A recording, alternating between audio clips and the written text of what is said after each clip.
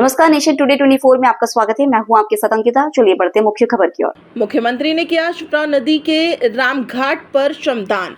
नक्सलियों के पास दो ही विकल्प है, या तो सरेंडर करें या फिर मौत को गले लगाने को तैयार रहें। उज्जैन पहुंचे मुख्यमंत्री मोहन यादव ने मां शिप्रा नदी का पूजन कर रामघाट पर श्रमदान किया।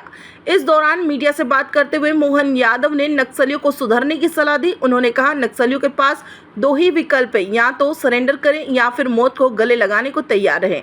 आपको बता दें कि मध्य प्रदेश के बालाघाट सहित कुछ जिलों में नक्सली लगातार मुठभेड़ में मारे जा रहे हैं। इसके बाद भी नक्सली जंगलों में सक्रिय हैं।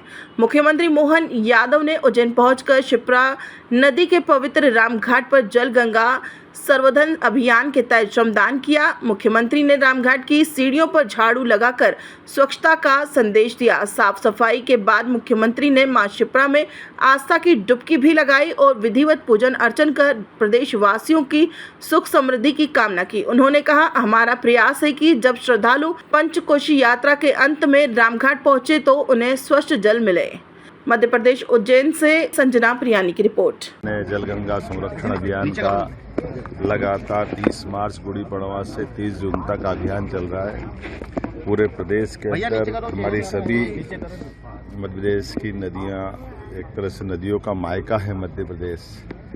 हमको सबको मालूम है कि मध्य प्रदेश में कोई हिम ग्लेशियर नहीं है, कोई ऐसा हिमालय की तरह यहाँ पर जल स्रोत का बड़ा भंडार नहीं कि धीरे धीरे बर्फ पिघलेगा और जल नीचे आएगा।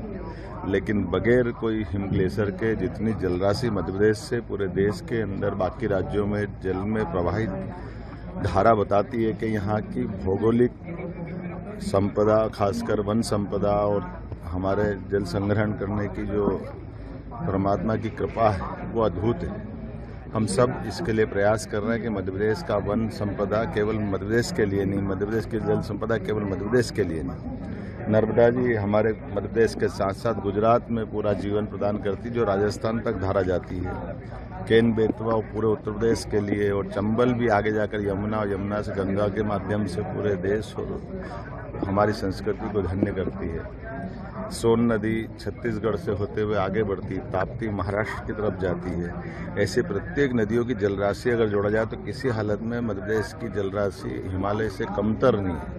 ऐसे में हमारे जल स्रोत का पर्याप्त रूप से ध्यान रख करके हमारी अपनी भौगोलिक भूगर्भ जल भंडारण क्षमता को भी बढ़ाएं, जल के प्रति जागरूकता भी रखें, और खास करके इसके माध्यम से जल ही जीवन है, यशस्वी प्रधानमंत्री ने जो आह्वान किया हुआ है।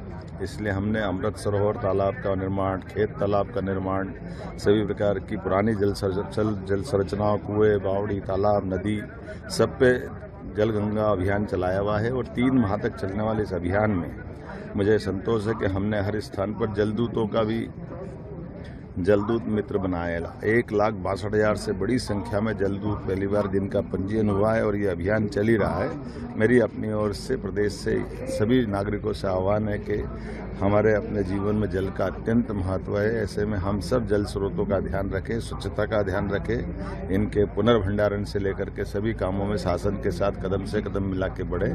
मेरी अपनी ओर से पुनः आप सबका अभिनंदन। गौशाला आगे बढ़ाई है, मुझे इस बात का संतोष है। बहुत सारी चीज़ों में आगे बढ़ा रहे हैं, खास करके कामधेनु गोपालन योजना डॉक्टर अंबेडकर जी के नाम पर, जो लोगों की जीवन की जिंदगी बेहतर करेगी। साथ ही साथ गौशालाओं के लिए अनुदान की राशि 20 से बढ़ा करके 40 की है। बड़ी गौशाला जो 5,000 से बड़ी खोलने वाले, उनको भी वित्तीय मदद हम करने वाले। कई प्रकार से प्रदेश के अंदर गोधन बढ़े, इस पे हम काम कर रहे हैं। मुझे इस बात का संतोष है कि लगभग 9% की गौ दूध की हमारी जो क्षमता है उसको 20% तक बढ़ाने के लिए हमने सहकारिता समितियों के लिए माननीय गृह मंत्री और सहकारिता मंत्री श्रीमान अमित शाह जी के सामने जो कमिटमेंट किया, हम उस पर आगे बढ़ रहे हैं। उम्मीद करेंगे कि बहुत जल्दी ये दूध की राजधानी देश के अंदर मध्य प्रदेश बनेगा।